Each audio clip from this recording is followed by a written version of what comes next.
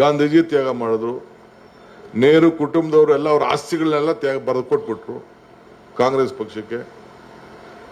ಇಂದಿರಾ ಗಾಂಧಿ ಈ ದೇಶದ ಐಕ್ಯತೆಗೆ, ರಾಜೀವ್ ಗಾಂಧಿ ಈ ದೇಶದ ಸಮಗ್ರತೆಗೆ ಅವ್ರು ತ್ಯಾಗ ಮಾಡಿಬಿಟ್ರು, ಪ್ರಾಣನೇ ತ್ಯಾಗ ಮಾಡಿಬಿಟ್ರು. ಏನು ರಾಹುಲ್ ಗಾಂಧಿ ಈ ದೇಶದ ಪ್ರಧಾನಮಂತ್ರಿ ಯಾಕೆ ಆಯ್ತಿರ್ಲಿಲ್ವಾ? ಸೋನಿಯಾ ಗಾಂಧಿನ ಕರೆದ್ರಲ್ಲ, ತಾಯಿ ಬಾ ಅಂತ ಅಂದ್ಬಿಟ್ಟು. ಅಬ್ದುಲ್ ಕಲಾಂ ಅವತ್ತು ಅವರು ಕಲಾಂ ಅಧ್ಯಕ್ಷರು ಎಲ್ಲ ಎಂಪಿಗಳೆಲ್ಲ ಸೇರಿ ತಾಯಿ ನೀನಾಗವ ಅಂತೇಳಿ ಕರೆದ್ರು ಕಾಂಗ್ರೆಸ್ ಪಕ್ಷ ಅಧ್ಯಕ್ಷರಾಗಿ.